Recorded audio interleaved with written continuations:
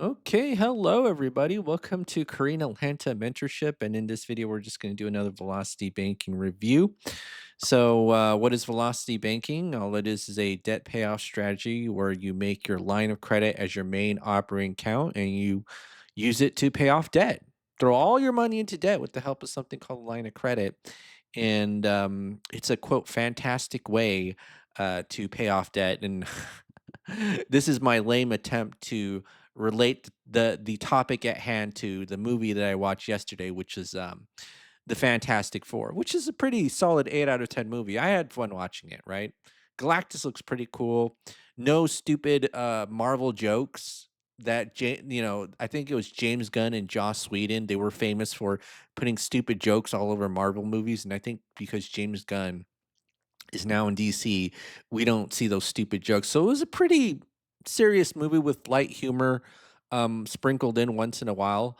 And you'll notice that I'm just wasting a lot of time just talking about the Fantastic Four. And the reason is because I paid off a mortgage in 2 years and 9 months. So once you pay off a mortgage in 2 years and 9 months, you don't really take any of this debt payoff stuff seriously. It's kind of like, if you're surrounded by drinkable water and then you make videos about like drinkable water, you're not gonna take it that seriously like me, but I know a lot of folks out there, who are in the Sahara Desert and need that drinkable water, aka velocity banking, meaning you have a lot of debt and you're confused why you're in that situation, right? So, this is my mortgage that I paid off in 2 years and 9 months. I know I just kinda let you stare at it, but it's true. I paid off a mortgage in 2 years and 9 months, and, it was relatively easy for me, and, I don't really know what else to say other than let's just do another velocity banking review. In fact, I've made over 1,000 videos on this topic. I can't even believe it, and I think that's why I'm slowing my video production rate down just because it's like, I think I get the topic now. Do you know I made this YouTube channel for me, not for you? I made it for me because I understand that if I just do something 10,000 times, or the 10,000 hours or whatever you want to call it, I'll be a master at this, right? So that's why I keep making videos over and over again. Because once I make 10,000 videos, then I'll be like a super kung fu velocity banking master. All right, let's get started. Velocity banking. So, what do we need? The first step is, do we need to create a budget? And so it's a debt payoff strategy. We have two columns here: the average American, velocity banking. And what's the difference between the average American and velocity banking, given that they have the same income and the same expenses?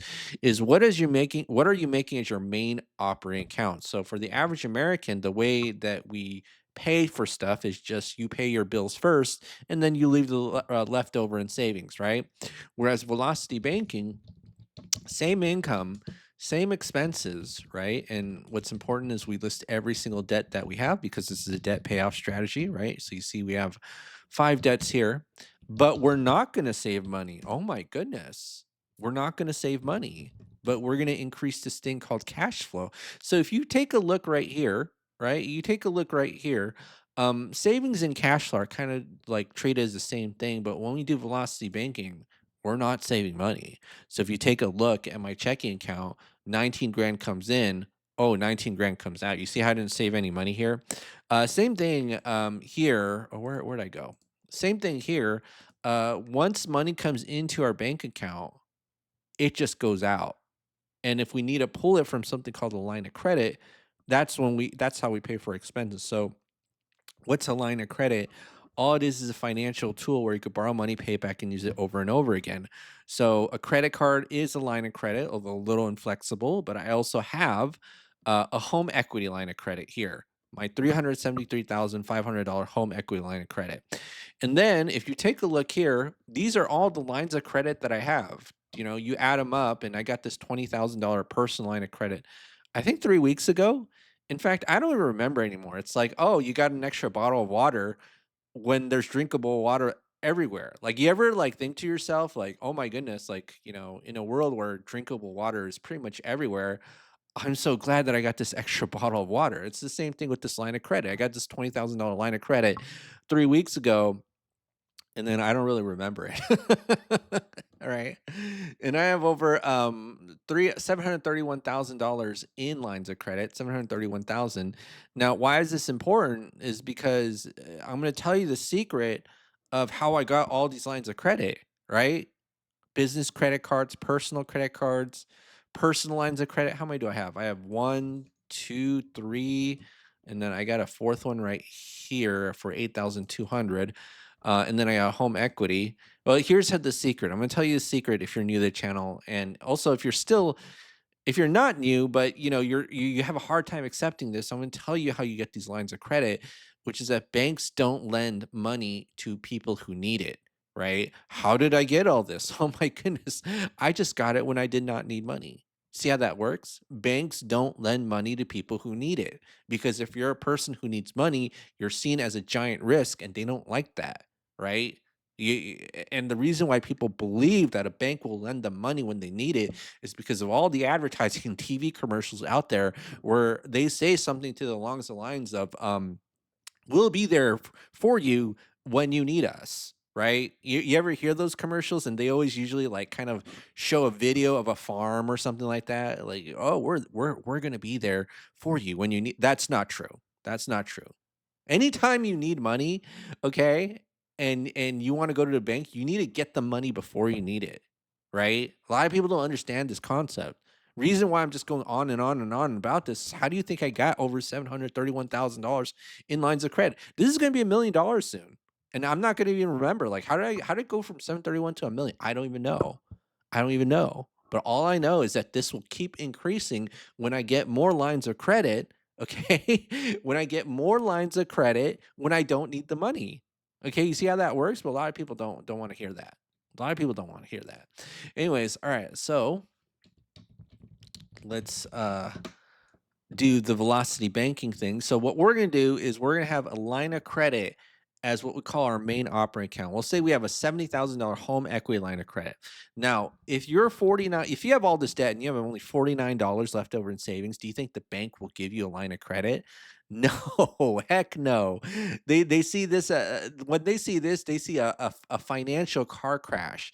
And that's like again, I say this all the time, when a bank sees you like this, they see a person who's crashed their car without car insurance, and you trying to get a line of credit at this time is like you trying to get car insurance after that. Like you crashed the car without car insurance. Oh, let me see if I can get car insurance. It's like, no thanks, right? That's what the bank sees. But what I'm saying is, what if you never even got here? What if you actually or let's say somebody just gave you a lifesaver and now you know the strategy. And here's the thing, I actually didn't know this strategy when until I was like, well, I want to say until I didn't implement this strategy until about 3 years after I learned it. Believe it or not, like I was only making $20,000 a year, and I was like, are people with debt this stupid? Like this is such an easy strategy, and it turns out that most people can't implement it because I think the biggest fear is that this number is zero and they're not used to making their line of credit as their main operating account, right? And if you talk to most bankers and you say to them, "I have 0 in my savings," they're gonna freak out on you, right? How can you not have 0 or, like, an emergency fund? It's like, "Well, my emergency fund's my line of credit," right? And so let's assume that you did get a $70,000 line of credit, right? What are the possibilities, right? But the thing is, and here's the sad truth, no one's going to give you a free and clear line of credit or like 95%, I'm being conservative, guarantee no one will give it to you because you need money here. You see what I'm saying? But if we had a free clear line of credit, here's the thing, we're not paying off debt, we're shuffling it in the first stage. And so what we're going to do is we're going to shuffle the debt, take the high interest rate credit card, start off with that, and that's $65,000, right? So the two credit cards that you see here is about 65,000, and if we just shuffle the debt, right? Guess what happens to these payments? We're just doing like a balance transfer. Oh my goodness. Take a look at this. $49.46 of savings versus $2,236.96 of cash flow. Now, here's the crazy thing. You see this income number? Did it go up? No, it did not. The income number did not go up. Okay. It did not. All we did was shuffle some debt, and we literally made this $49 figure into $2,236.96. And then what you do is you put your entire paycheck into the line, take your expenses out, and then you rinse and repeat over and over again. And that's like the last step of velocity banking, right? Most important thing that people kind of skip is the debt payoff order is very important, right? So what we do is take the highest sucking cash flow debt tools, which in general it starts with the buy now, pay laters, right?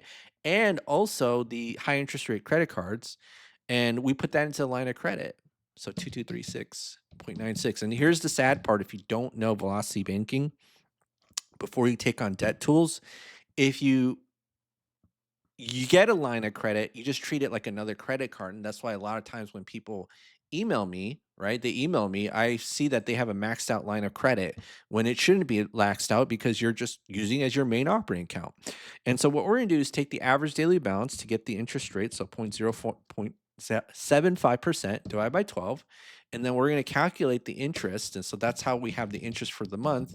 And then we just rinse and repeat, paycheck in, expenses out, paycheck in, expenses out, paycheck in, expenses out. And then what we're going to do is we're going to go ahead and see when that line of credit goes to zero. And that's at 33 months. Whoa, that was relatively easy. 33 months. Okay. 33 months, we paid off 65K of debt. And then right here at 33, we have this loan calculator here that tells us, right, what the current balances is, and we're going to use the lowest cash flow index number. So if you don't know what that is, it's the balance divided by payment. Basically, how much bang for a buck are we getting when we pay off the loan?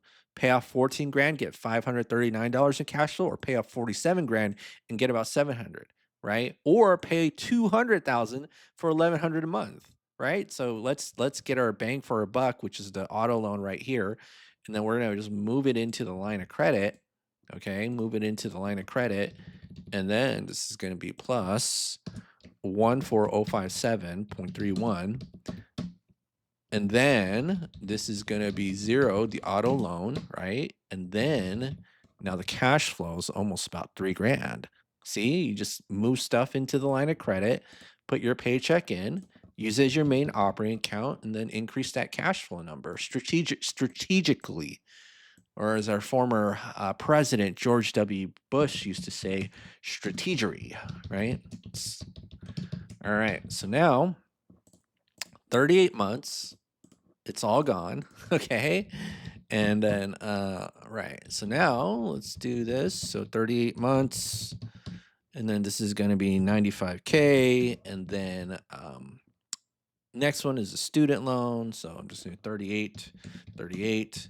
All right, so now this is zero. We're going to use this one, 45 grand, move it into that line of credit. And this will be right here. And I'm going to do this. And then plus 45300.91. And then, okay. All right. So 55 months is when the student loan is paid off. And a lot of people freaking out about student loans, right? But how long did it take us to pay them off here, which is 55 minus 38? That's about 17 months, about a year, year and a half. Not bad. But let me just type in Google, freaking out about student loans. How do you deal with the anxiety of carrying six-figure debt? Ah, only if I knew that pain. Anyways, all right, so let me go ahead and do this right here. So 55 months, so it should be 95 plus 60, it would be 155K of debt paid off. And then now we're going to tackle on the mortgage at 55 months. So this is 0, 55. And what's special about the mortgage is that look at this high cash flow index number. So what does this mean? Is that you need to pay off the debt, but you need to pay it off last. Because here's the thing. If we go to the end of the term, you'll notice that the interest paid is almost 100%, 360 months, 100%. But we need to pay it off last because we want to recover as much cash flow in the shortest amount of time. And the thing is that if you move a 30-year mortgage into a line of credit, you don't get that much cash flow, right? And the more there is to the interest rate difference between the loan and the line of credit, the more money you'll lose out unnecessarily to the bank. Right, a lot of people in the velocity banking space, I've watched their videos, they always talk about always move the loan into the line. No, no, no. You don't need to move always the loan into the line. There's some benefits of having the loan, right? Usually loans have cheaper interest rates because loans are a one-way street, and when you have less access to your money, it usually leads to a lower interest rate, right? See how that works? That's why credit cards always have the highest interest rates because it's easy access to money, whereas a loan is not really two-way, it's not an easy two-way access. Okay.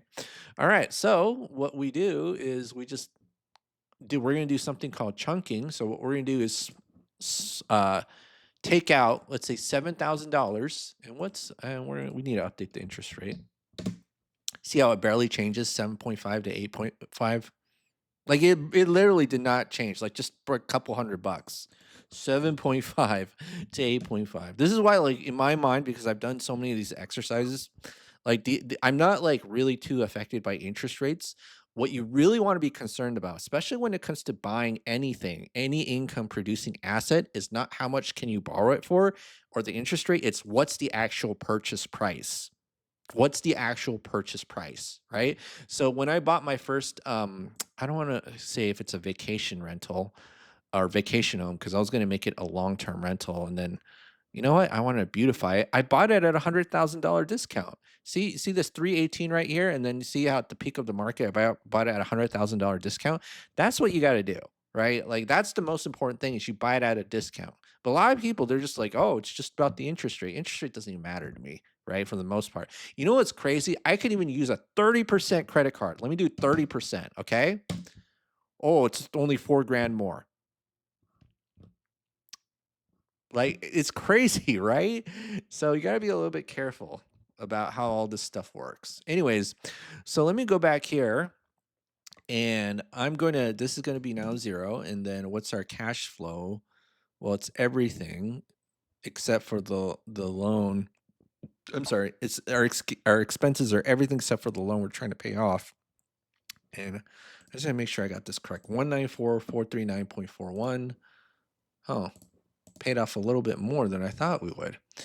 All right, so 194,439.41. Sorry, someone's messaging me. All right, 0.41. All right, so we put this in. So what does this $7,000 chunk mean? Let me just show you right here. Basically, it means you just move a small piece of the loan into the line of credit. So if I just do this plus 7,000, right? Look at that. That $7,000 chunk kind of it just gets paid off in about 3 cycles, right? And then we just rinse and repeat over and over again. Oopsie, not here. And then how many times? Yeah, 2 cycles, 2 or 3 cycles. And then you just kind of recycle debt. Now you might say, why would I do that rather than directly paying the debt?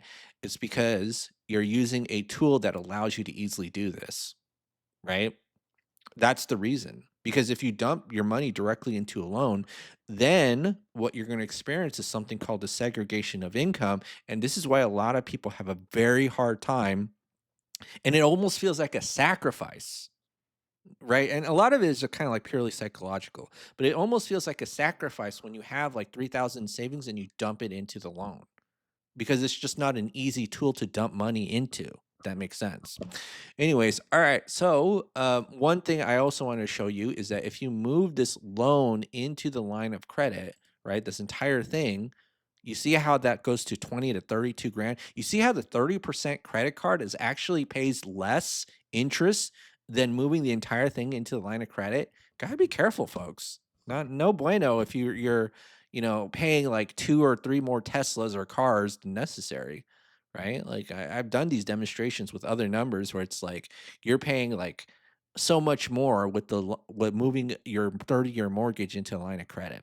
All right, so now we did this and then 20 grand. And also, if you don't know what this is Renatus, which is where I originally learned all this stuff from. And this YouTube channel is just a funnel for me to make some money. All right. So click the Google form link below. Give me some money. And yeah, me love you long time. Am I right? Wink, wink. Okay. So 0. And then this is going to be 55 months plus, or divide by 12 plus, how many years is it? 4 years? 4 years. All right. So that's going to be 8.58 years. We are debt free. See how easy that was? Like, folks, you know how you master something where it's just like when you pay off a mortgage in 2 years and 9 months and you act like it's no big deal, right? And then that's why I keep making these videos, so it's like when I really do this, it's like, "Oh, not a big deal at all." Mortgage in 2 years and 9 months. And I just keep mentioning because I learned this from The Simpsons where, Marge was like, "You know, if you just repeat something 3 times, you won't forget." Where she says, "This town is a part of us all, a part of us all, a part of us all." Look it up on YouTube.